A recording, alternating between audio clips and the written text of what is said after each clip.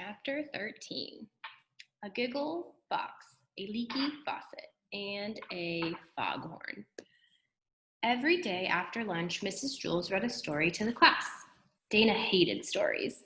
The last book Mrs. Jules had read was a story about a pig and a spider. The pig was real cute, and the spider was very wise. Dana thought it was a horrible book. It made her laugh too much.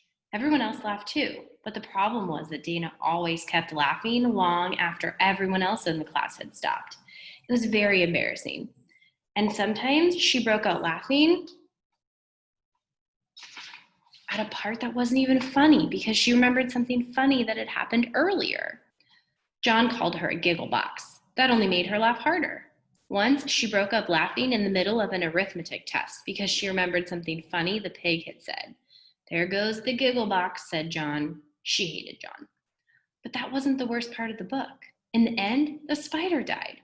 Dana couldn't stop crying, and she thought it was so silly too, because in real life she didn't even like spiders. She squashed them all the time.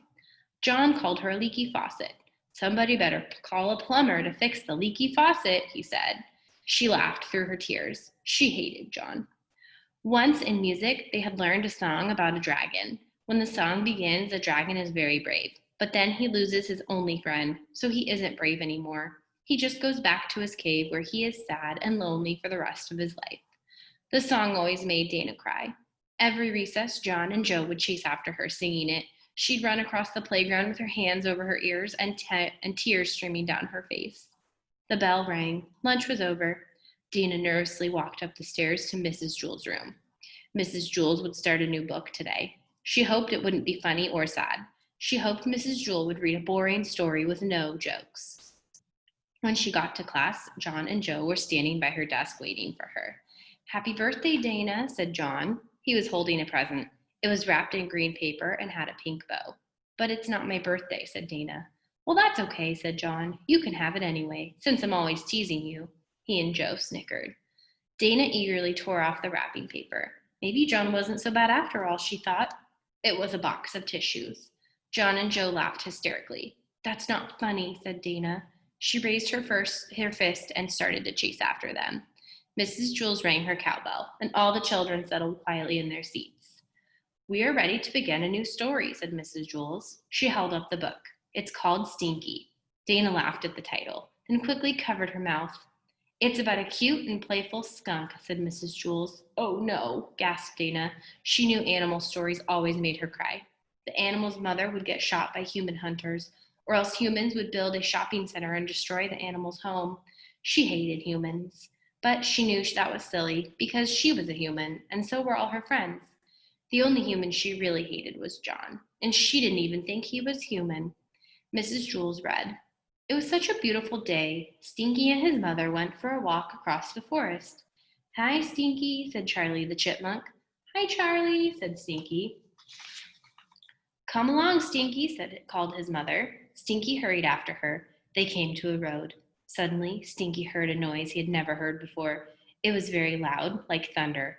A car driven by humans was speeding toward him. "Look out!" shouted his mother. Stinky stopped in the middle of the road and stared at the onrushing car. He had never seen a car before. His mother pushed him out of the way just in time. He was safe, but unfortunately, the car ran over his mother.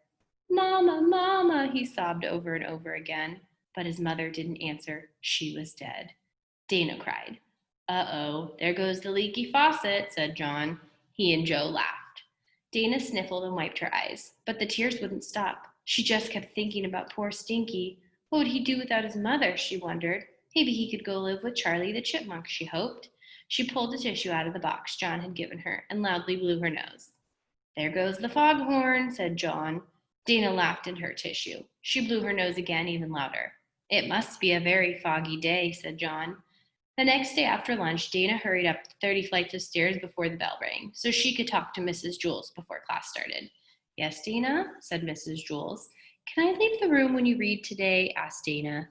"Why?" asked Mrs. Jules. "Because I hate stories," said Dana. "They make me laugh and cry too much." "You don't hate stories, Dana," Mrs. Jules told her. "You love stories. I wish everybody laughed and cried as much as you do." "Really?" asked Dana. She couldn't believe it. All this time, she thought she hated stories when she really loved them. She was glad she really loved stories. Suddenly, she made a face. Oh, yuck, she said. What is it? Asked Mrs. Jules. What if I really love John, too? Chapter 14. Calvin's Big Decision. It was Calvin's birthday. His mother had made chocolate cupcakes with jelly beans on top. Mrs. Jules passed them out to the class. Hey, Dana, said Leslie, I'll trade you my black jelly bean for your red one. Okay, said Dana. Everyone traded jelly beans. That was the most fun part of the party. Bebe was very excited. Tell everybody what you're getting for your birthday, Calvin, she said.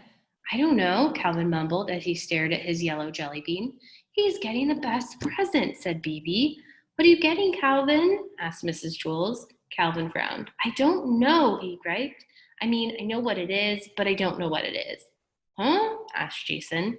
See, I usually get toys, Calvin tried to explain, but they always break or get lost or something happens to them. But this year, I'm getting something I'll never lose. I'll have it for the rest of my life. What is it? Asked Terence. A tattoo, said Calvin. Ooh, how neat, exclaimed Mauricia. Everyone thought it was a great present. You're so lucky, Calvin, said Rondi. I wish I could get a tattoo, too. Instead, I got a tutu. I got a tutu, too, said Dana.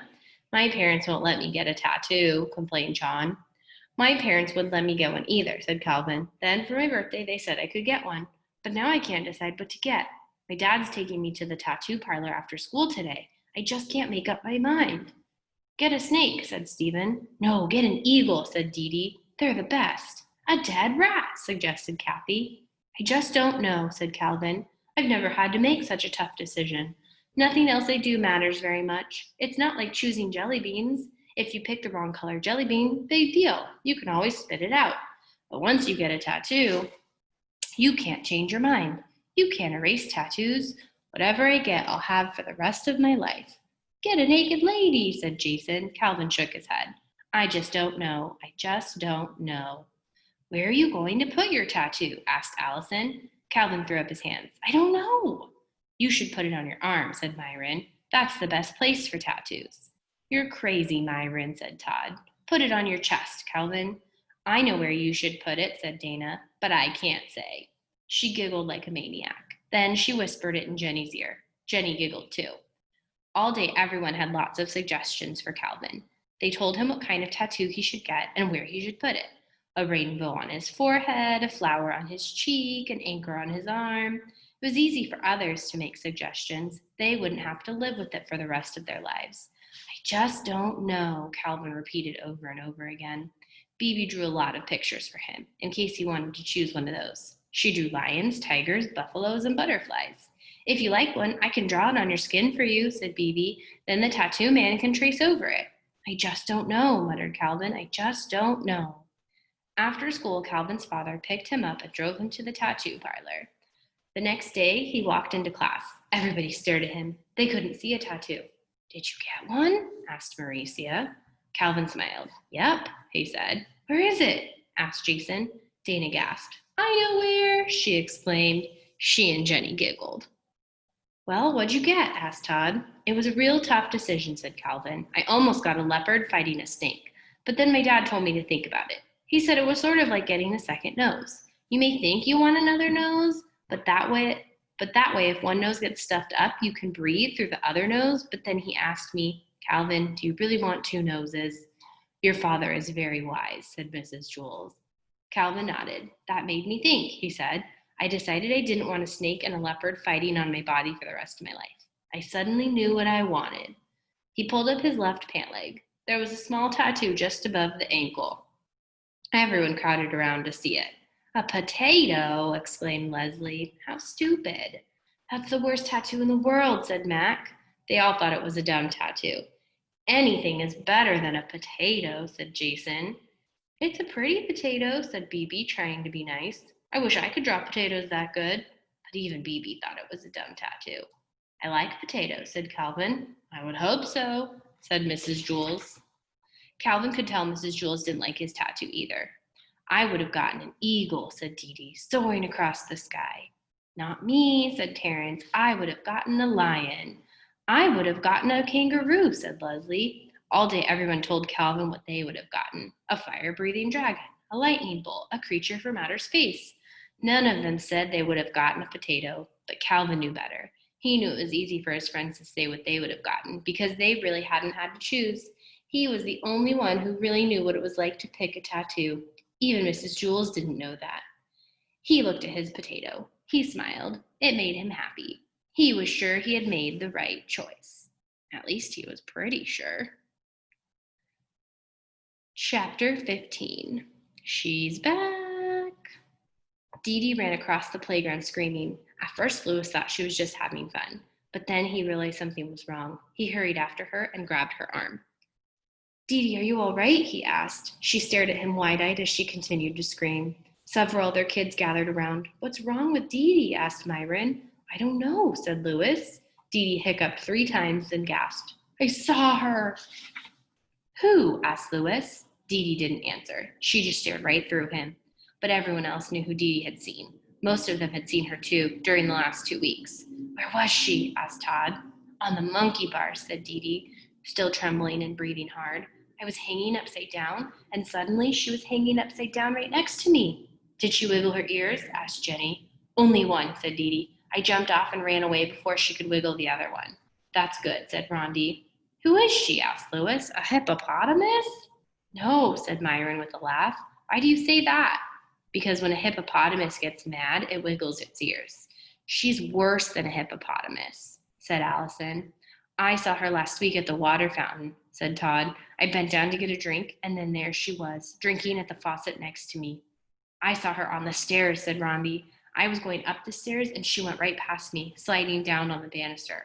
Who? Asked Louis. Mrs. Gorf, said Dee Dee. Just saying the name sent a shiver of fear through her body. Oh, your old teacher? Said Louis with a shrug. Is she back? I always wondered what happened to her. The children looked at each other.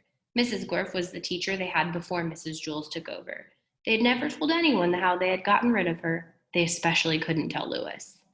She was the meanest teacher in the history of Wayside School. Of course, there are other teachers at Wayside Schools who are meaner. Louis looked toward the monkey bars. I don't see her, he said. Well, she was there, Dee Dee insisted. I saw her. You just imagined you saw her, Dee Dee, said Louis. If you hate somebody or if you love somebody, you often think you see that person when she isn't there. It's very common. It's just like Mrs. Drizzle. Who's Mrs. Drizzle? Asked Todd. She was the worst teacher I ever had, said Louis. He shivered just thinking about her. She was my teacher when I was your age. I sometimes think I see her too, and I still have nightmares about her. Was she mean? Asked Rondi. She was horrible, said Louis. Every morning she used to check our fingernails. If they were dirty, she'd tell the whole class. Louis has dirty fingernails this morning, she'd say in a really nasty voice. And if you talked in class, she would pick up the waste paper basket and put it over your head. You had to leave it on your head until the bell rang. Did she ever put it over your head? Asked Todd.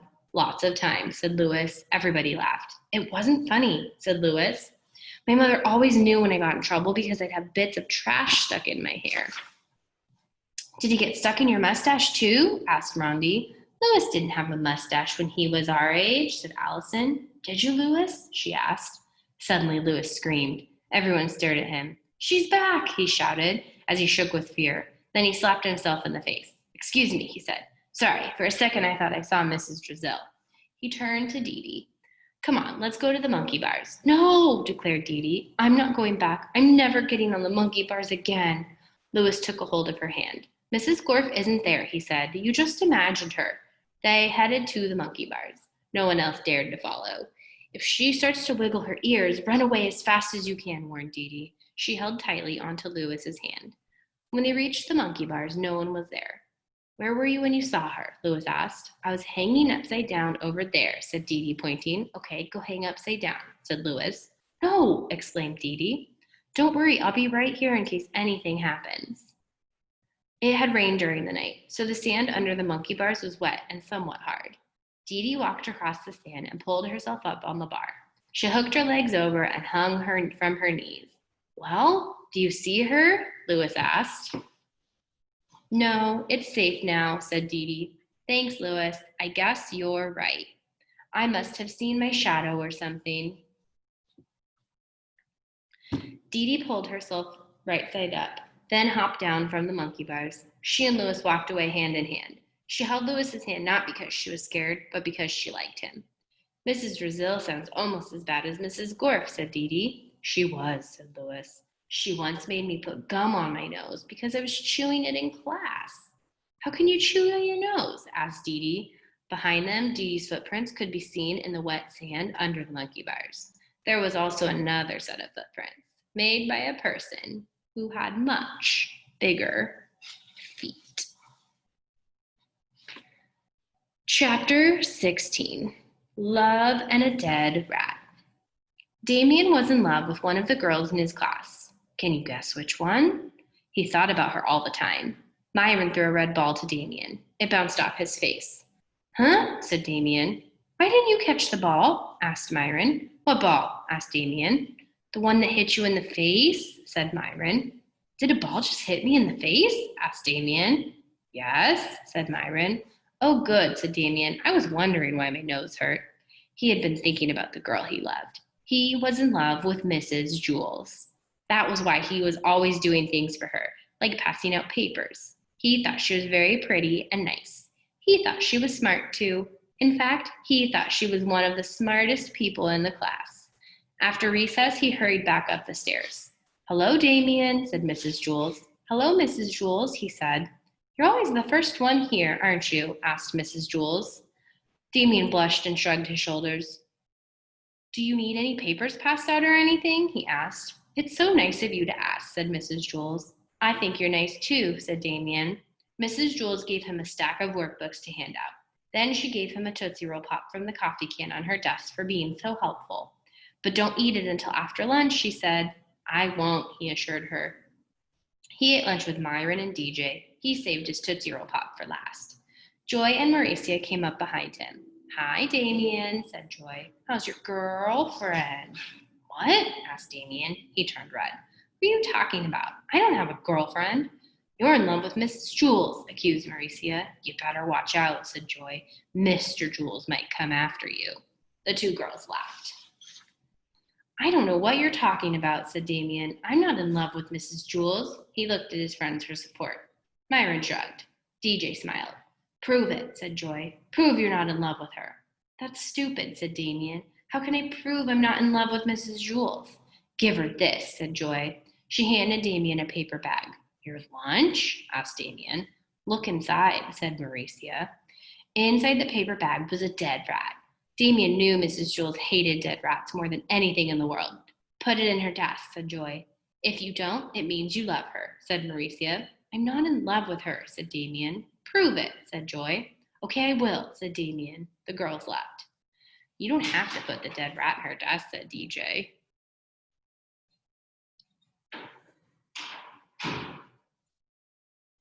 We don't care, said Myron. You think I'm in love with her too, don't you? Asked Damien. Myron shrugged. DJ smiled. Some friends you are, said Damien. I'll show you. After lunch, he was the first one back in class. He carried Joy's paper sack. Hello, Damien, said Mrs. Jules. Did you have a nice lunch? It was all right, he muttered. Oh, would you mind getting the construction paper from the closet and putting it on my desk? Asked Mrs. Jules. Thank you. Damien went to the closet and got the construction paper. He put it on her desk. Then, when she wasn't looking, he opened her desk drawer and dumped the dead rat into it. He shut the drawer. Thank you, Damien, said Mrs. Jules. You're always so helpful. It's such a pleasure to have you in my class. Damien felt awful. Mrs. Jules read a story to the class. Damien couldn't pay attention. He kept wondering when she'd open her drawer. After the story, they had art. Everyone was supposed to make snowflakes. Damien folded his piece of construction paper in half. Mrs. Jules screamed. What's wrong, Mrs. Jules? Asked Joy. Somebody put a dead rat in my desk, said Mrs. Jules. I did, declared Damien. Damien? Mrs. Jules said with great surprise. Why?